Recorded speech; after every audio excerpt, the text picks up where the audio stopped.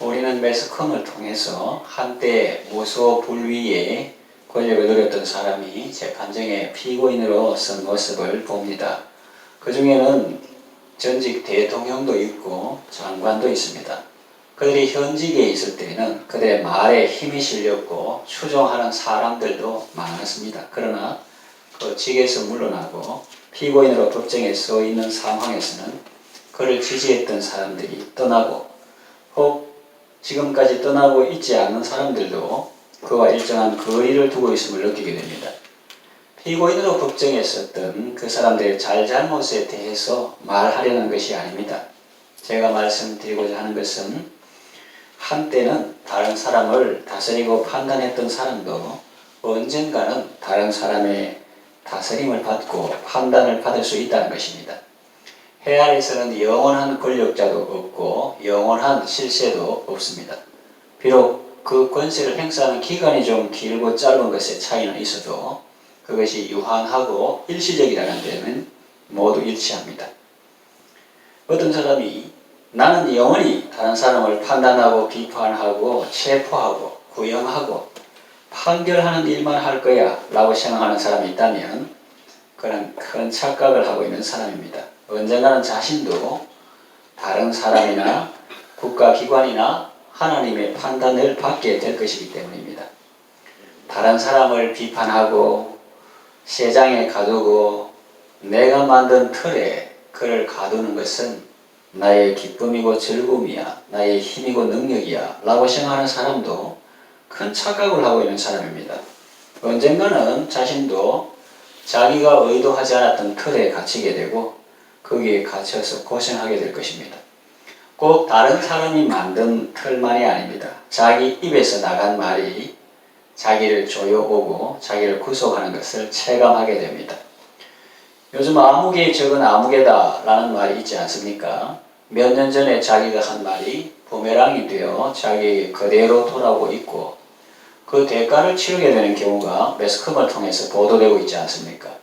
이런 의미에서 글을 쓰는 사람이나 강연하는 사람은 매우 신중하게 해야 할 것입니다. 저는 학창시절에 저희 학교 법학과에서 주최하는 모의재판을 참관한 적이 있습니다. 그때 선배 중에서 대구 고등법원 형사부 부장판사로 있던 분이 바쁘신 중에도 오셔서 후배들을 위해서 축하와 격려의 말씀을 해주셨던 기억도 납니다. 행사 안내 팜플렛을 보니 판사 맡은 사람, 검사 맡은 사람, 피고인 맡은 사람, 변호인 역을 맡은 사람들의 사진과 함께 그들의 소감문이 실렸습니다.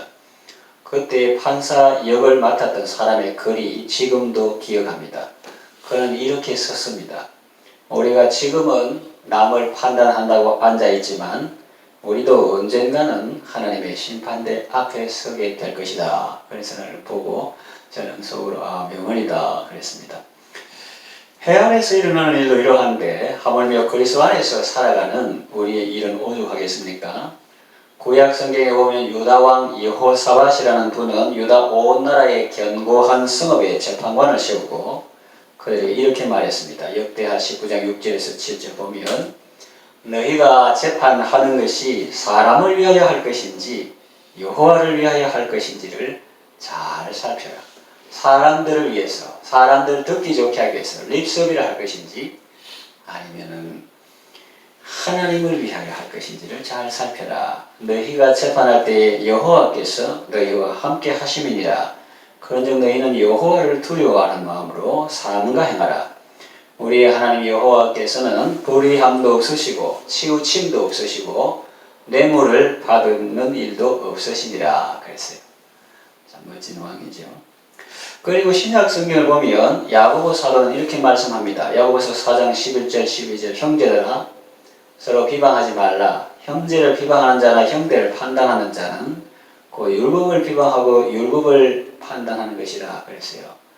그래서 겉으로는 형제를 판단하고 비방하는 거지만은 간접적으로는 율법을 판단하고 비난하는 것이 된다 하는 겁니다. 예컨대 우리는 그런 게 없지만 예컨대 그런 경우를 우리가 생각해 볼 수 있습니다. 누가 저런 분을 집사로 임명했지? 혹은 누가 저런 분을 구역장으로 임명했지? 이렇게 하는 것은 그 사람에 대한 비난을 넘어서 그를 임명한 담임 목사나 나아가서는 교회의 머리 대신 예수님에게까지 비난하는 것임을 우리가 알 수가 있죠. 그래서 겉으로는 형제를 비방하는 자 형제를 판단하지만은 그것은 뭐 율법을 비방하고 율법을 판단한 것이라. 내가 만일 율법을 판단하면 율법의 준행자가 아니요 재판관이로다. 입법자와 재판관은 오직 한 분이시니 능히 구원하기도 하시며 멸하기도 하시느니라. 너는 누구이기에 이웃을 판단하느냐. 그렇게 말씀합니다. 신앙생활은 예수님을 바라보며 하는 것입니다. 신앙생활은 하나님 앞에서 하는 것입니다. 비록 한 교회에 다니며 함께 신앙생활하는 사람이 있을지라도 그들은 다 사랑의 대상이요 섬김의 대상이요 교제의 대상이지 믿음의 대상은 아닙니다. 믿음의 대상은 하나님이십니다.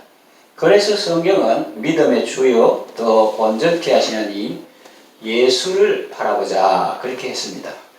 그러나 많은 사람들이 이 권고를 무시하고 있습니다.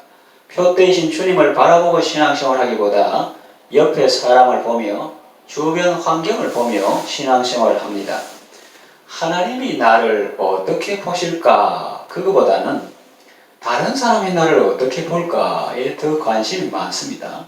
다른 사람이 표준이 아닙니다. 구약에 하나님께 버림받던 그 사울도 하나님께서 자기를 어떻게 보실까 그걸 생각하고 회개하고 이래야 되는데 그거는 회개 안 하고 사무엘에게 당신이 내하고 함께 가서 장로들 앞에서 내 위신 체면 좀 세워달라 그렇게 하는 것을 보게 됩니다. 다른 사람이 표준이 아니고요. 또 자신도 표준이 아닙니다. 어떤 분들은 다른 사람들의 의견을 무시하고 잘 받아들이지 않습니다. 자기의 의견이나 주장만 절대시합니다. 그러면서 다른 사람을 비판합니다. 이런 우리의 자세에 대해서 성경은 말합니다. 내가 어찌하여 내 형제를 비판하느냐 그랬습니다. 이건 본문이 로마서인데 로마에 있는 교회들에게 한 편지인데 로마에 있는 교회에서는 형제를 비판하는 사람들이 있었습니다. 믿음이 연약한 사람들은 자기 입장에서 믿음이 강한 사람들을 비판합니다. 자기는 초신자인데 가보니까 먼저 민 사람들이 성경 말씀대로 안 하는 것 같아요. 예, 너는 왜 그 부정하다 하는 음식을 먹니? 또 너는 왜 이제 그런 하나님의 말씀을 잘 지키지 않고 이방인하고 막 교제하고 그러니 뭐 이렇게 믿음이 연약한 사람들은 자기 입장에서 믿음이 강한 사람들을 비판합니다. 오늘날도 처음 믿는 사람 중에 이런 분들이 있을 수 있습니다. 그래서 처음 나오면 그냥 이렇게 보고 듣고 그것만 해도 모자랄 건데 와가지고 모든 사람을 다 스캔해가지고 다 일일이 다 말하는 그런 사람도 있습니다. 오늘날도 처음 믿는 사람 중에서 믿음이 연약한데 믿음이 강한 사람들을 자기 입장에서 이렇게 판단하고 비판하는 경우가 있을 수 있어요. 자기 지식으로 지금까지 자기의 신앙 상식으로 먼저 믿는 사람들을 비판하는 것입니다. 이것은 참으로 위험합니다. 왜냐하면 1층에서 보는 것과 10층에서 보는 것은 다를 수 있습니다. 그리고 10층에서 보는 것과 50층에서 보는 것도 다를 수 있습니다. 그런데도 자기 입장에서만 자꾸 말하면 결국은 자신이 손해를 보게 됩니다. 그런가 하면 나름대로 믿음이 강하다고 생각하는 사람들은 믿음이 연약한 자들을 업신여깁니다. 아이고 저렇게 매이가지고 꼼짝도 못하고 아직 믿은 지 얼마 안 되니까 그렇게 율법에 매여 살지. 나도 처음 믿을 때는 너처럼 그렇게 생각한 때가 있었느니라. 잘난 체 하지 말라. 너도 계속 믿다가 보면 내 입장을 알게 될 것이다. 그런 생각을 한단 말이죠. 이러한 생각들의 바탕에는 형제에 대한 업신여김이 있습니다. 야, 니는 채소만 먹고 고기 못 먹나? 그것도 하나님이 만드신 건데 이방인 집에 왜 뭔가 니는 유대인만 그 가냐? 이방인하고 교제하고 안면 사람들도 교제하고 전도도 하고 그런데 이 사람은 아직 그걸 못한다 하니까 매이가지고 아직 그리고 너무 유치하다 이런 생각을 하고 업신여긴다는 거죠. 그 생각의 바탕에는 형제된 업신여김이 있습니다. 이 비판하거나 업신여기는 거 이거 둘 다 바람직하지 않습니다. 본래 비교하고 판단하는 것은 아무나 할 수 있는 일이 아니죠. 왜 그렇게 하려면 전체를 알고 모든 것을 알아야 되는데 그런 분은 바로 하나님이시기 때문에 하나님만 그렇게 할 수 있는데 자기가 하나님 자리에 앉아가지고 너는 율법의 준행자지 재판관이 아닌데 입법자도 아닌데 왜 그러느냐 아까 야고보 사도가 하신 말씀과 같습니다. 그 왜 위험하냐면 우리 삶을 이렇게 생각해 보면 알 수가 있습니다. 저 뉴질랜드 혹은 호주 이런 데는 밤에 남십자성이 보입니다. 왜냐하면 남반구이기 때문에 남십자성이 보입니다. 그러나 우리나라를 비롯한 북반구에서는 북두칠성이 보여요. 그래서 하늘을 본다고 해서 다 같은 하늘이 아니죠.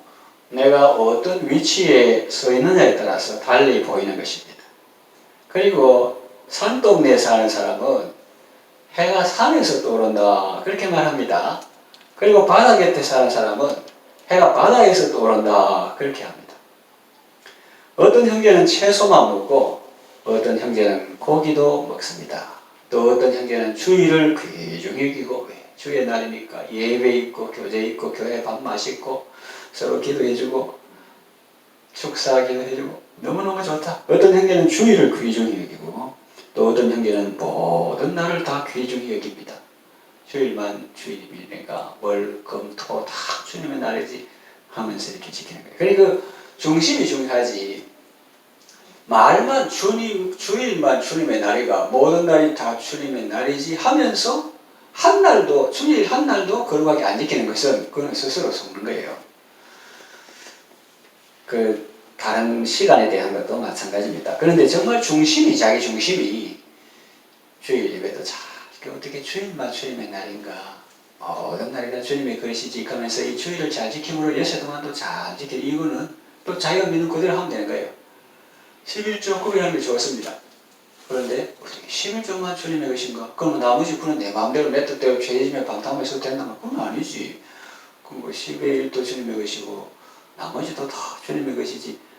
이렇게 좋게 확정하는 이런 것도 다 의미가 있기 때문에 각자 자기 마음에 정한 대로 믿은 대로 그렇게 하고 또 상대방을 존중해줘야 되는데 그것까지 서로 다툴 필요가 없다는 거예요.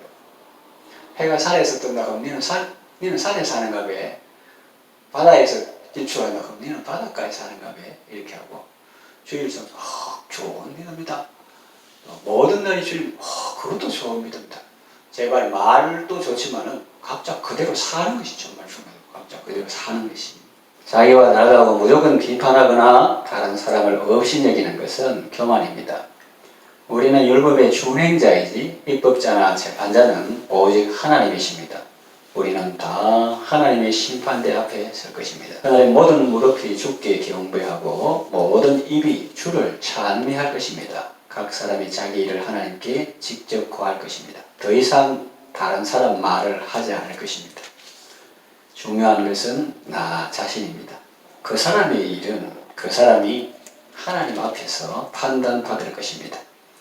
빌립보서에도 보면 각각 자기보다 남을 낮게 여기고 각각 자기 일을 돌아볼 뿐더러 또한 각각 다른 사람들의 일을 돌아보아 나의 기쁨을 충만케 하라고 하셨습니다. 그 순서가 있죠.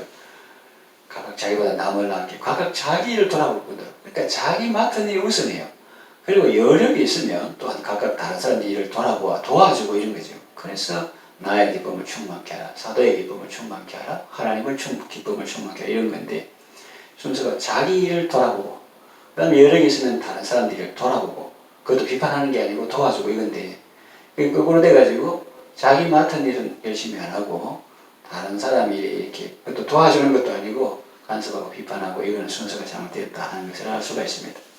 그러니까 자기 일이 우선입니다. 그리고 여력이 있으면 다른 사람을 도와주고 기도해주고 사랑해주라 하는 것입니다. 그래서 성경에 너희가 믿음이 있는가 스스로 확정하라고 했습니다. 모든 사람은 각자 하나님 앞에서 바른 믿음을 가져야 합니다. 그리스도인은 지난 시간에 살펴본 바와 같이 다 주님의 것입니다. 살아도 주를 위하여 살고 죽어도 주를 위하여 죽는 사람입니다. 그러므로 우리는 사나 죽으나 다 주님의 것입니다. 내 인생도 내 것이 아니고 그의 인생도 그의 것이 아닙니다. 다 주님의 것입니다. 그 서거나 넘어지는 것이 다 주님께 달려있는데 내가 그를 판단할 필요가 없습니다. 함부로 형제들을 비판하거나 업신여기는 것은 내가 교만한 자리에 있다는 증거입니다. 너는 다 하나님의 심판대 앞에 서게 될 것이고 주님은 살아계시기 때문에 모든 무릎이 주님께 꿇을 것이고 또 모든 혀가 하나님께 자백할 것입니다. 우리 각 사람이 자기 일을 하나님께 직접 고하게 될 것입니다. 보면 각자 맡은 일에 최선을 다하십시오. 다른 사람을 비판하지 마십시오. 도리어 사랑으로 섬기고 기도해주고 그를 도와주십시오. 그가 순종할 수 있도록 즐겨 기쁨으로 주님 일을 할 수 있도록 도와주십시오. 그러면 주님 앞에 설 때 주님께로부터 칭찬과 인정과 상급을 받게 될 것입니다. 나는 그 사람을 도와줬지만 그 사람을 세운 분이 주님이기 때문에 그가 서거나 넘어지는 것이 다 주님 손에 달려있기 때문에 우리가 그를 비판하거나 업신여기는 대신 이건 교회뿐만 아니라 가정도 마찬가지고 가족도 마찬가지고 아빠는 뭐 내가 해준 게 없으면 맨날 말만 그러면 안 되고 가족에도 마찬가지인데 그래서 비판하거나 업신여기기보다는 사랑으로 기도해주고 도와주고 그가 잘 이렇게 사명을 감당할 수 있도록 도와주고 그러면은 그 사람을 도와주는데 나중에 하나님 앞에 설 때 주님께로부터 칭찬과 인정과 상급을 받게 된다는 것입니다. 아무쪼록 짧은 한 토막 인생 우리가 다른 데에 엉뚱한 일에 시간과 에너지를 소모하지 말고 비교하거나 비판하거나 업신여기는 것보다는 각자 하나님 앞에서 주어진 삶을 산다 이거를 생각하고 하나님을 사랑하고 형제를 사랑하고 그래서 주님 앞에 설 때 주님 앞에 칭찬과 인정과 상급을 받는 여러분 다 되시기를 바랍니다.